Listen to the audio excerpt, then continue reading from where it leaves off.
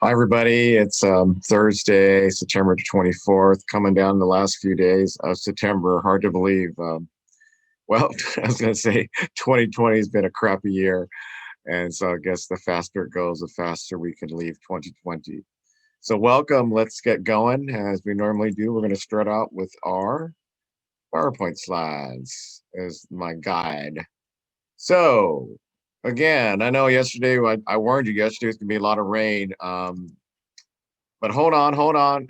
They've changed the forecast. I think this front is moving in and out quicker than the forecasters have predicted. Normally, it's hard to forecast in Washington State because we're near the oceans. We have all these fronts that come from Alaska, and then right now we have a lot of fronts that come from the Pacific and towards Hawaii.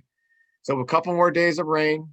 We're going to have 0.5, half inch of rain today, thunderstorms, and tomorrow about 0.38 inches. But then look at the forecast. It's going to be sunny, no rain from Saturday for a week. And it's going to be it's going to get up to 78 degrees next Wednesday, the day I'm leaving to Florida. But that's okay. I want it to be nice and warm for everybody here as I leave for a few days.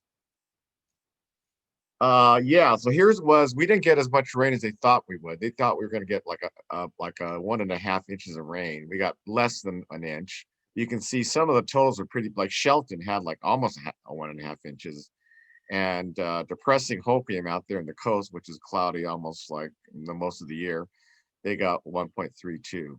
So there was a lot of rain. Okay, so we were spared the 1.5, but almost an inch is a lot of rain.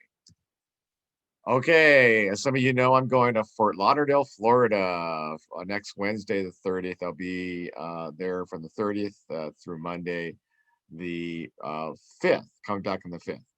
And I'll tell you the reason why I'm going down, a couple reasons.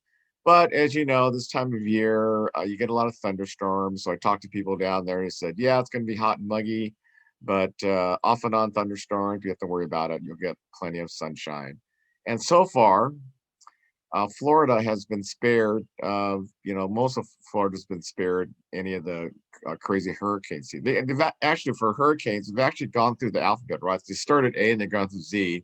Now they're going through the Greek alphabet right now, which is kind of, well, it's kind of depressing. Well, 2020, right? That's 2020.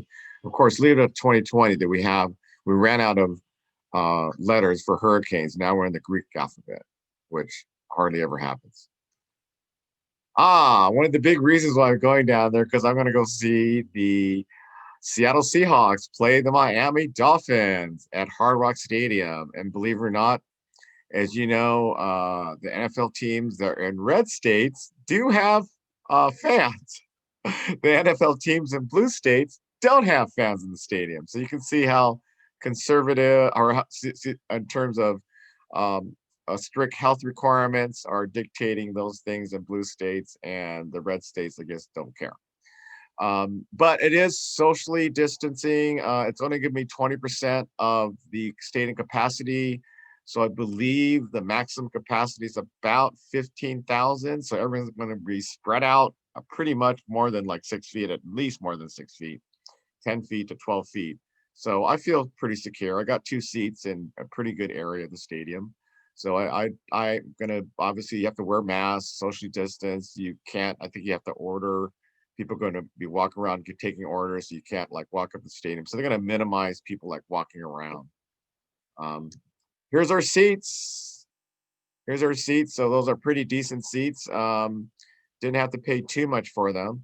So looking forward to cheering on the Seahawks. In fact, I have to bring my Seahawk jersey. Just thought about that. Bring my Seahawk jersey down to Miami. So that should be fun. I want to show you a very kind of disturbing, but not surprising, big story that Rachel Maddow broke a couple days ago. Remember, there was a meat processing plant in South Dakota that had a huge, like 1,000 cases of coronavirus. And they were spreading like crazy, and they had so many people sick in this little small town.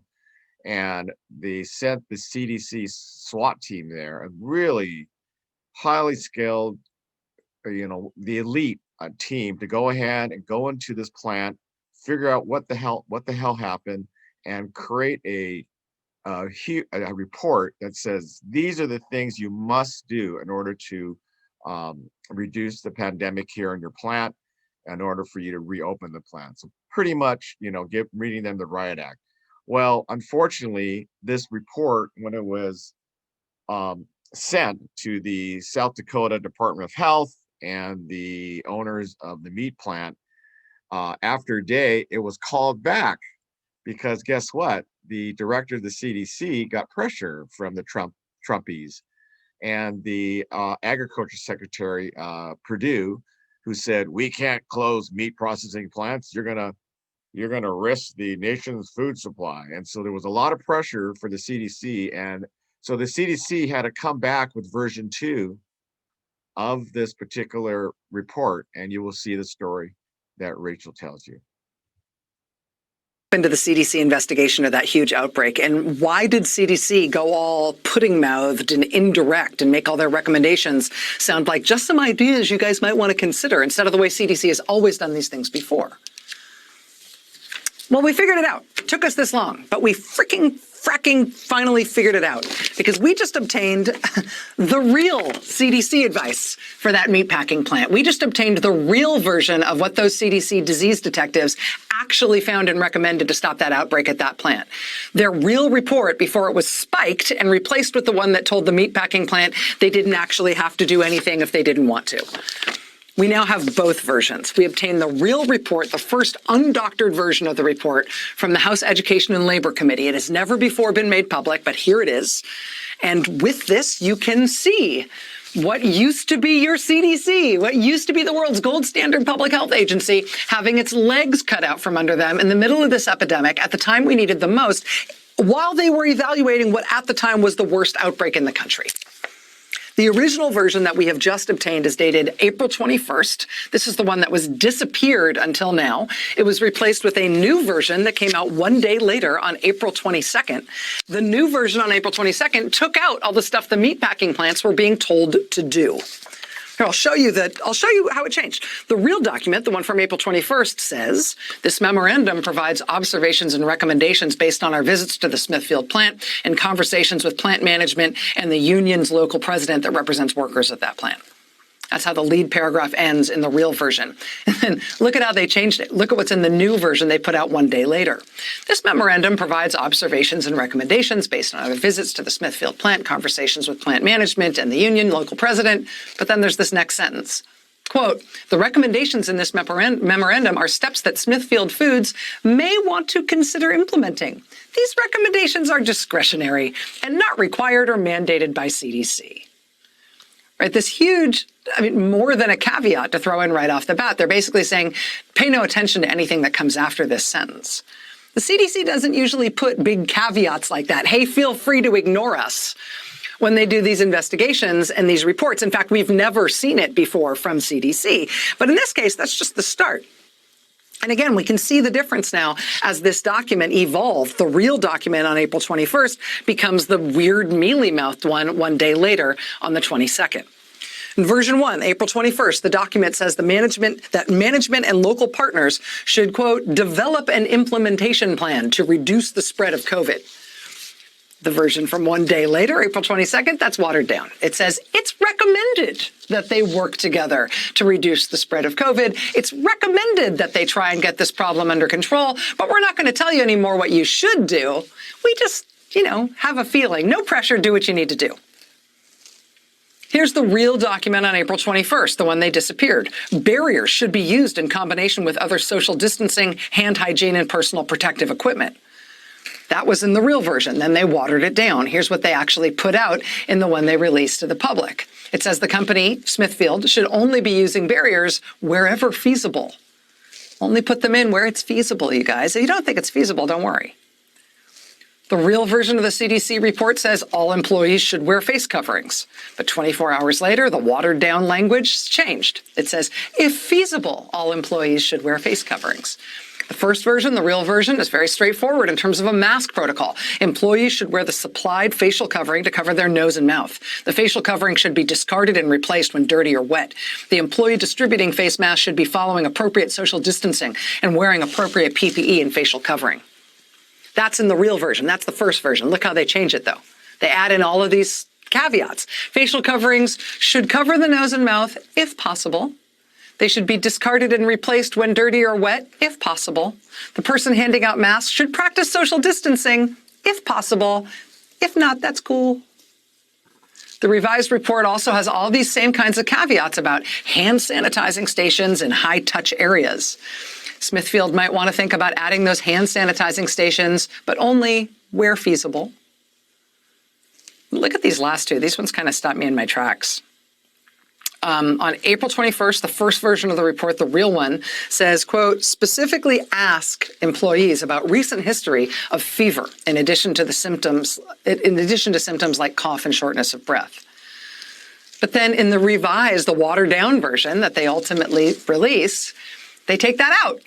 It's no longer a directive. They're no longer saying this is something you need to do. You need to ask about something as important as a recent history of fever and whether the person has had a cough or shortness of breath. Suddenly, Smithfield only has to do that, quote, if possible. If possible, specifically ask employees about recent history of fever in addition to symptoms like cough and shortness of breath. And how about this one? The real report, the one on the 21st, lays out what you would think would be pretty non-controversial guidance. Employees who are ill should stay home and not work or be allowed in the workplace. But then look at the final version of the report. Look at version 2. Employees who are ill should stay home if possible. But if not, who are we to say? We've got the real report. And now we've got this weird, watered-down version of the report where the CDC scientists, instead of telling Smithfield what to do, they just say, like, here's some ideas, but you don't have to do any of it, and just do what you feel like. And if you can't really do anything, it's fine. Having these two versions, what this shows us is that the CDC, our CDC, is full of good scientists. They're still capable of doing their normal scientific work, including prescribing what should be done in a big meat processing plant to stop them infecting thousands more of their workers. But we can now see that their work got squelched. Something happened between April 21st and April 22nd. And I told you we would figure this out. We have figured it out. On April 21st, we now know the CDC scientists, the Epi-8 investigative team, who had been sent from CDC to South Dakota to do this investigation. On April 21st, they finished their work, and they submitted their totally normal, regular CDC scientific report with its straightforward recommendations. They submitted it to the South Dakota Department of Health. Here you go, we're done.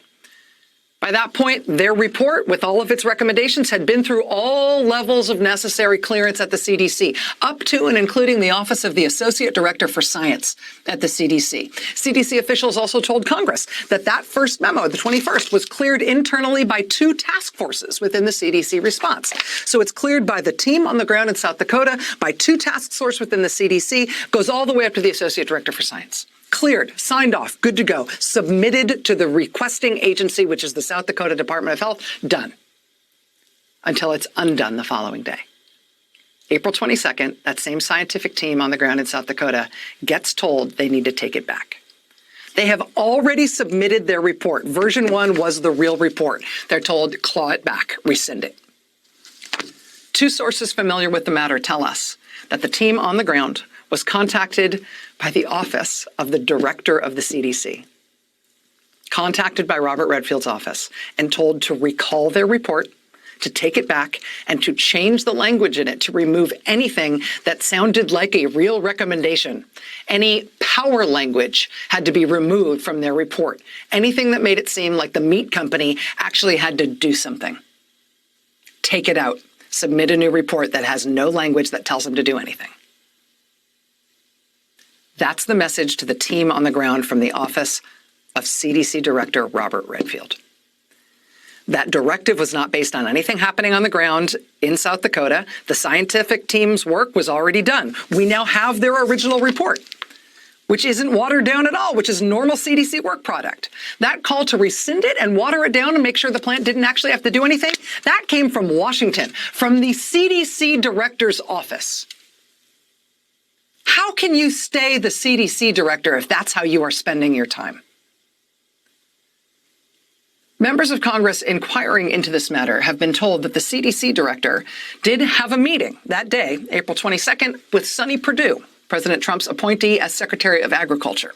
We know from other recent ProPublica reporting, based on FOIA requests, that on April 21st, the day the real report was submitted, the day before Redfield told him to take it back, April 21st is the date when Sonny Perdue's office took draft language from meat industry lobbyists that was used as the basis for President Trump's executive order mandating that meat plants stay open. And that doesn't surprise me one bit, right? That the Trump administration would let the meat industry write the order that Trump put his name to, saying all the meat plants had to be kept open despite the public health risk. That doesn't surprise me. I mean, it's not the proper function of government, but it's exactly the way the Trump administration has comported itself.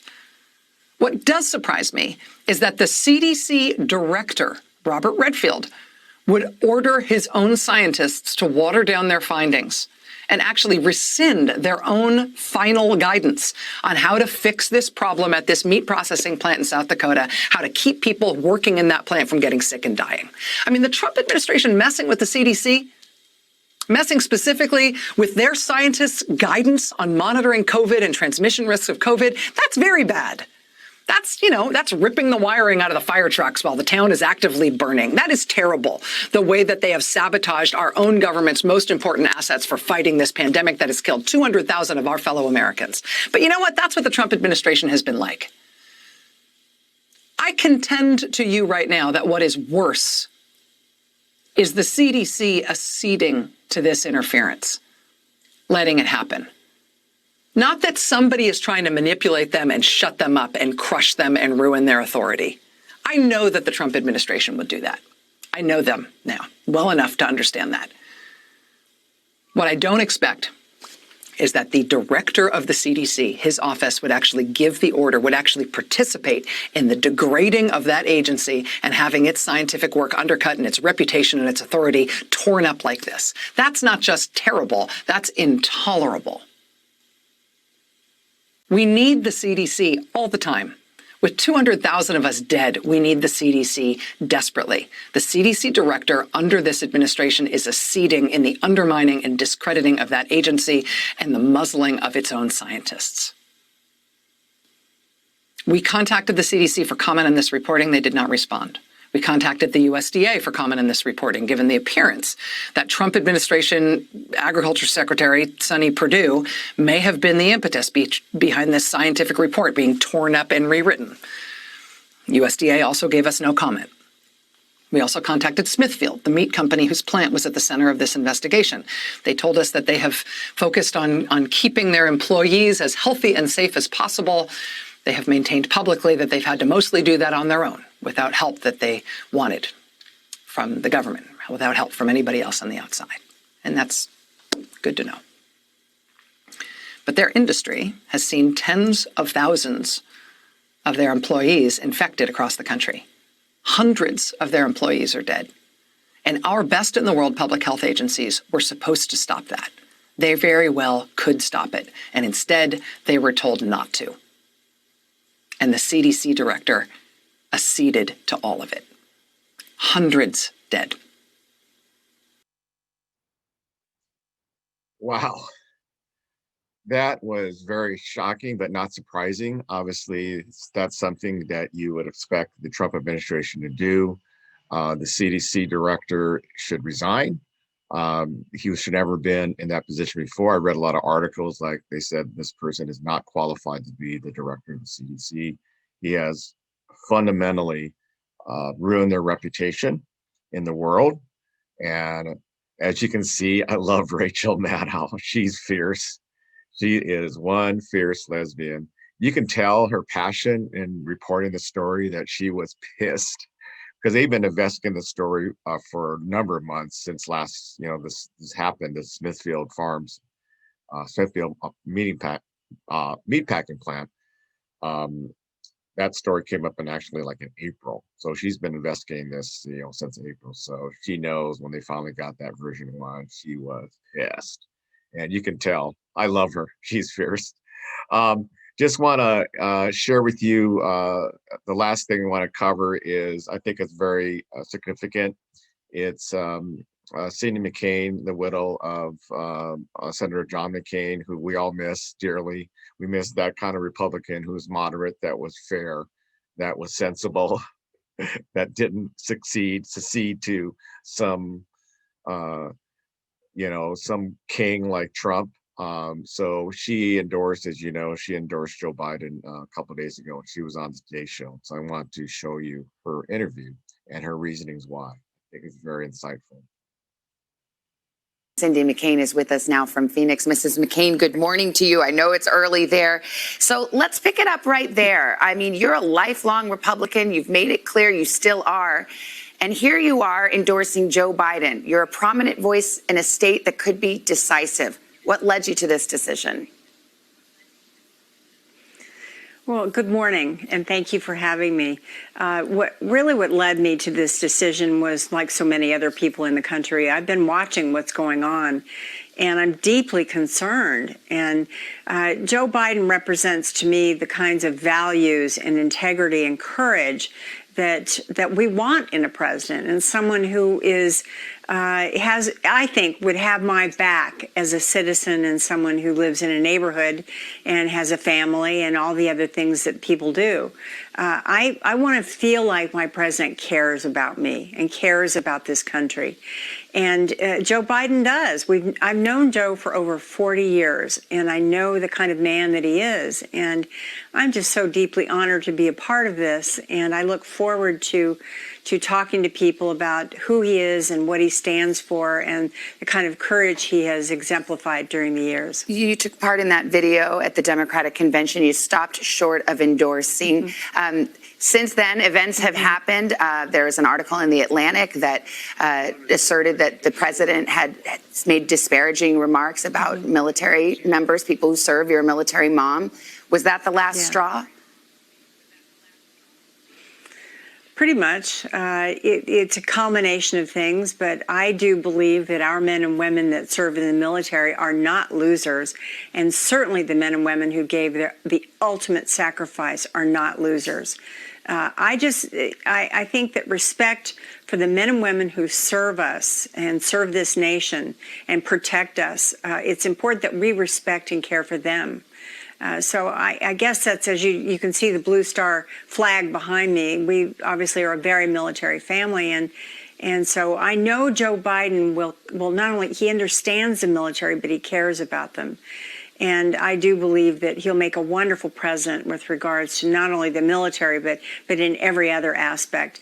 And most importantly, and the thing that touches me a great deal, is that Joe has great empathy for people in this country, people that are struggling, people that are suffering, that certainly not just through the COVID crisis, but all along the way. He works across the aisle, and he cares about who he is, what he represents, I should say. Mrs. McCain, we just heard the Trump campaign saying, look, you didn't support us in 2016. There is a long history of bad blood here. What do you say to those who might just dismiss this as a continued clash of personalities, or maybe even a bit of revenge on your part? That's their opinion. I'm here because I believe in what's right for this country. I believe that what we need to do is stand up, and we should show a little bit of courage and step across the line and vote for Joe Biden. I'm hoping that I can encourage suburban women to take another look and take women that are particularly on the fence and, are unhappy with what's going on right now, but also are not sure they want to cross the line and vote for Joe. I hope they'll take a look at what I believe and will move forward and come with me and join the Team Biden and vote for Biden. I have to ask you, Mrs. McCain, are you disappointed in fellow Republicans? I keep thinking of Lindsey Graham. He and your husband were inseparable for a period of time there, and he has certainly become an ardent Trump and vocal Trump supporter. Are you disappointed about that and other establishment Republicans? No, Lindsay is an old and very dear friend, and I will always love him. And he's like a member of my family. The Republicans that believe and are doing what they're doing, it's certainly their prerogative to do so.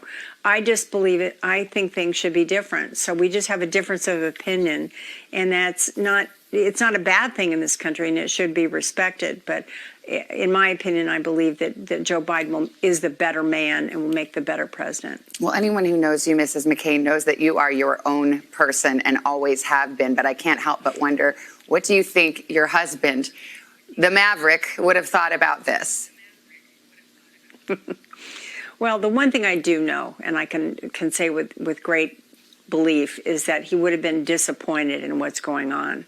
He would, as you know, the country knew him almost as well as I did in terms of who he was as a man. And I think John would have been certainly upset about the direction the country's going. And so I hope, if I look up, I hope he's happy with what I'm doing and believes that I've done the right thing. And so that's all I can ask for. Cindy McCain, it's good to have your thoughts this morning. Thank you very much. We appreciate it. Thank you for having me. I appreciate it. That was very insightful. I think a lot of us in America really respected Senator John McCain for all the things he's done over the years. Even when he ran against Obama, remember that situation where he was in a town hall meeting and a woman stood up and said, "But he's a Muslim," and McCain said, just interrupted, said, "No, ma'am, he's not. He's a Christian.